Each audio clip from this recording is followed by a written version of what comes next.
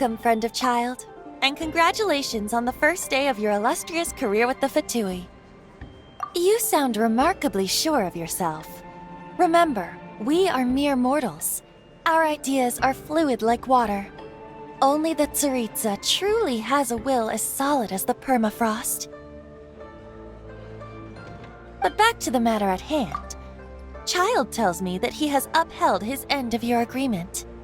What agreement? Oh, the thing about him helping us find a guy?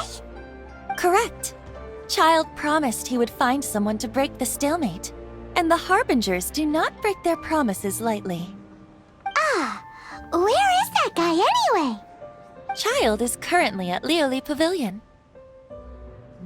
Oh, Paimon knows this one! Ahem. There are two styles of cooking in Liyue, known as Li style and Yue style. They have been competing for centuries, but neither has emerged as the clear winner. The flagship restaurant of the Li style is the Lioli Pavilion.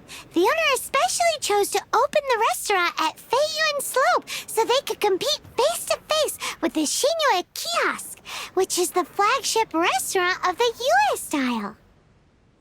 Don't talk to Paimon like that. Anyway, Paimon's hungry. Let's get moving.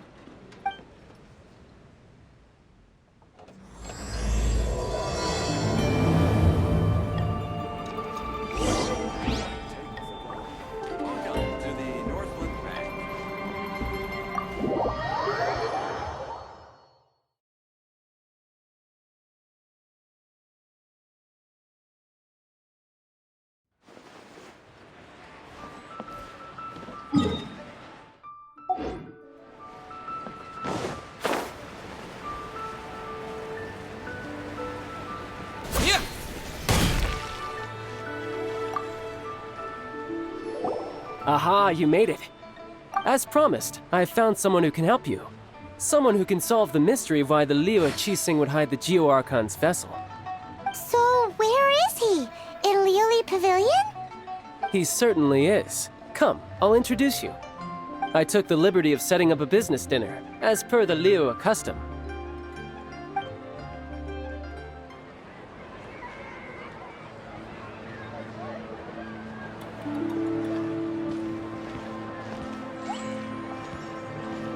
Welcome back, sir.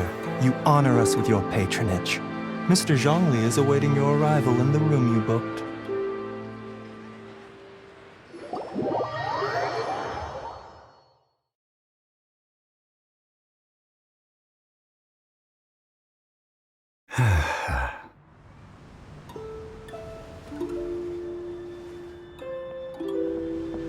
Hi.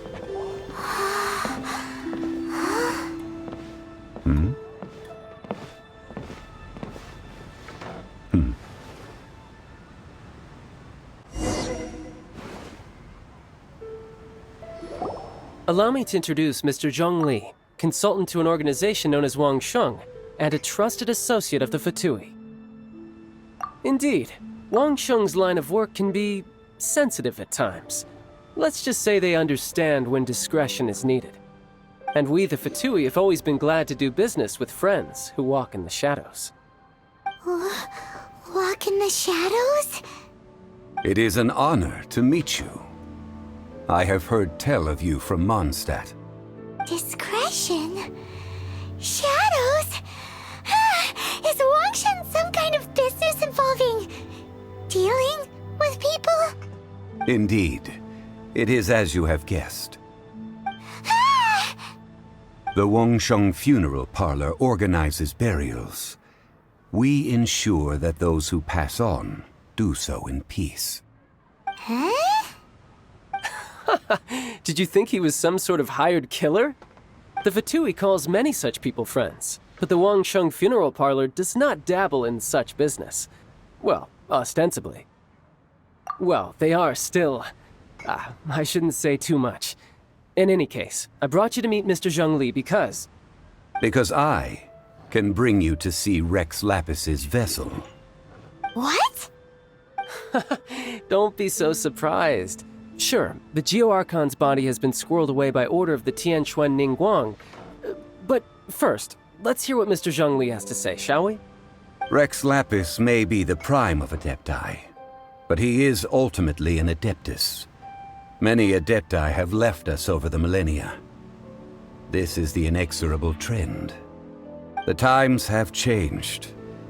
You must have felt it too when you were at Jueyun Karst. Archons go by many names.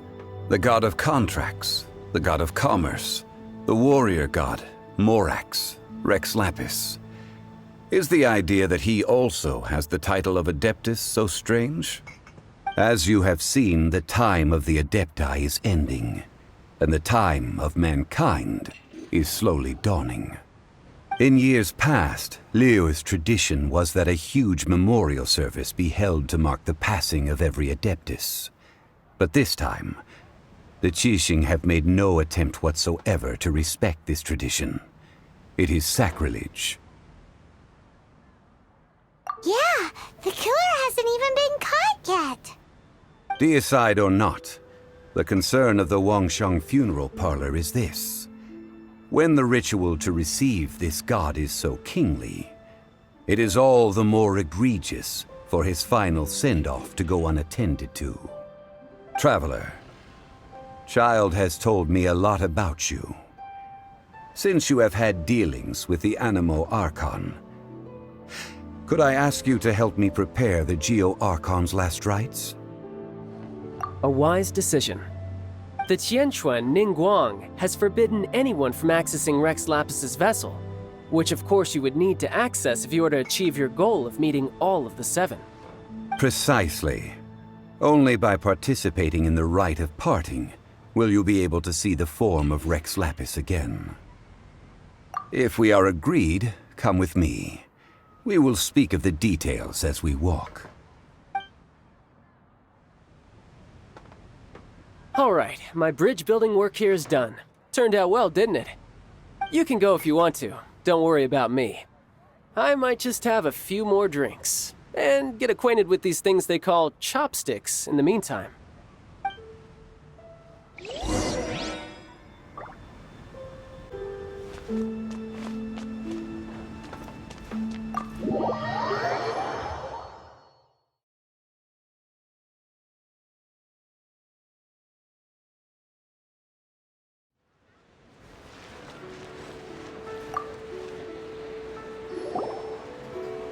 After having experienced the land of the absentee Archon, Traveler, how does it feel to know that our Archon and Adepti are here all around you in Liyue? Indeed, the weight of 3,700 years' worth of history runs deepest in the true divinity of Liyue. Organizing the rite of parting should prove to be an enlightening part of your travels. Liyue is the most prosperous of the seven nations, defended by deities and ruled by the Qixing. As such, the diplomatic maneuverings of the Fatui have gained no purchase here. Ningguang of the Qixing has always been on her guard against the Fatui. That is in all likelihood why Child wants to make use of the Wangsheng funeral parlor's connections. Huh. What would Child get out of us doing the rite of parting anyway? I neither know nor do I wish to know. As far as I am concerned, the Fatui are merely financial sponsors. I only wish for Liyue's traditions to endure. These are the advance funds that Child has provided. If you use them up, you can go to him to apply for any subsequent funding. Wow! Well then, let us be off. The first step in our preparations shall be to obtain some prize Noctilucous jade worthy of a deity.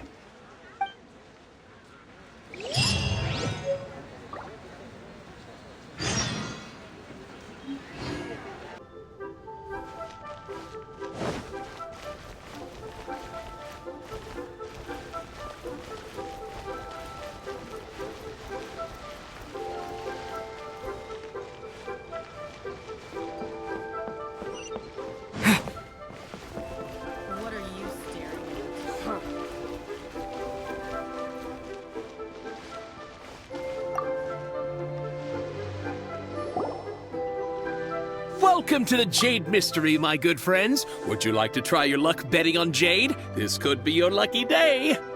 It's cheap and it's fun, and who knows, you just might strike it rich. Betting?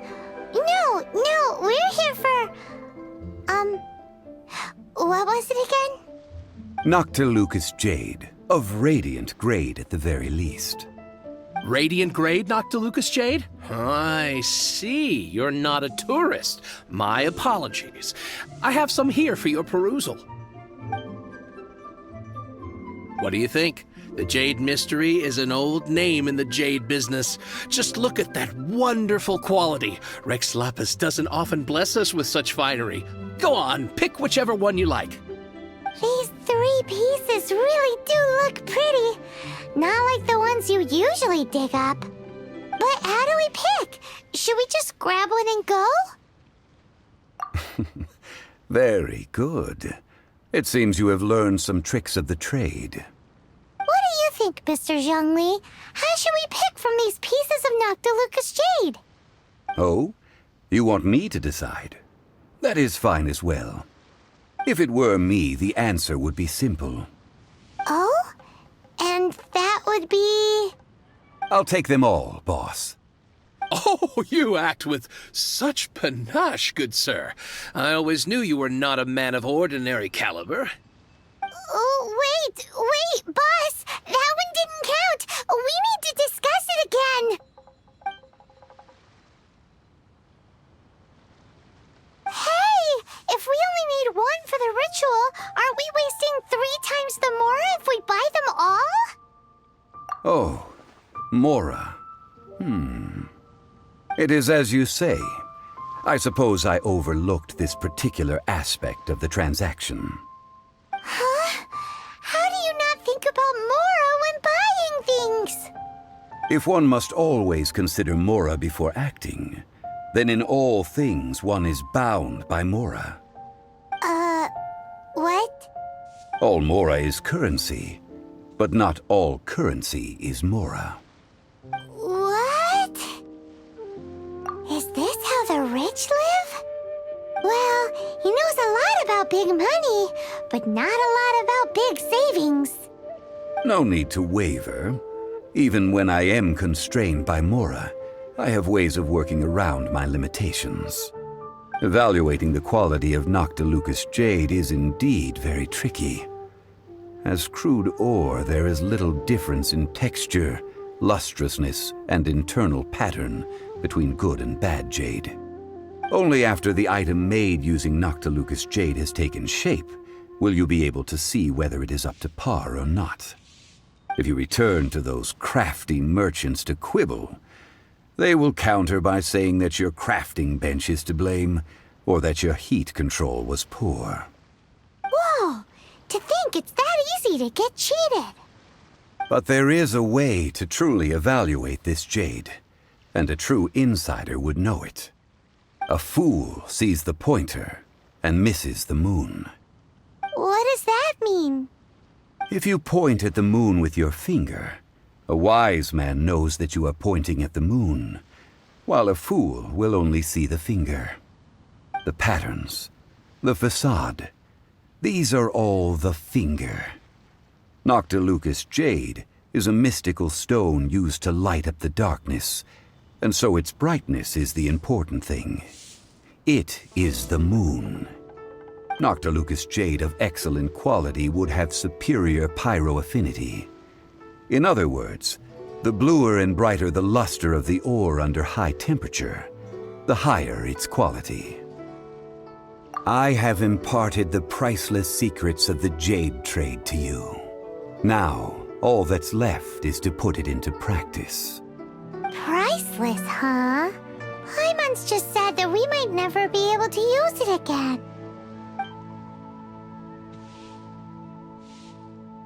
We're back to buy some rocks, boss. But can you let us burn them first? Burn them?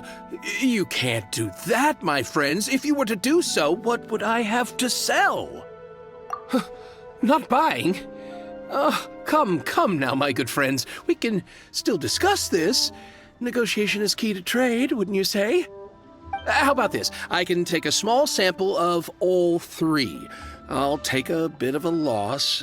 We'll count it as a friendly gesture. Don't worry. I know the rules. As long as we can prove that it is good jade, you will not take a loss. All right, take these as samples. I've carved them off with a knife and tagged them to boot. Aren't these too thin? Even paper's thicker. No, even a bug's wings are thicker. These are almost see-through. Oh, you flatter me, but I have to be gentle with these rocks. They are my pride and joy. If I'd taken off even a bit more, it would have killed me. But wouldn't something this thin go poof if we held it to the fire? It can't be helped. Trying to deprive a merchant of his profits would be like forcing a ravenous wolf to vomit up the food in its stomach. Nonetheless, under the right conditions, these thin slices will serve. What sort of conditions? While we add the high temperatures using pyro, we can use hydro to reinforce it from within. This way, the samples will not disintegrate immediately. Oh, sir, to think you were this learned. Thank you for your understanding. Strictly speaking, asking for samples when we have not yet agreed to purchase the goods is unfair. Trade in Liyue must be based upon fairness. Well, guess we just need to find a place to try this out. You mean at Wanmin restaurant? As long as we do it when she's not in. That would not do. It is a place where people come and go. They would be endangered if the elemental reaction were to get out of control. We cannot take such a risk. Oh, Paimon remembers! We once saw this big pot down at the Data Upa Gorge in the camp of the hilly churls from the Meaty tribe. It's real sturdy and should be able to take the elemental reactions. Now, let's pack those samples up and make a move!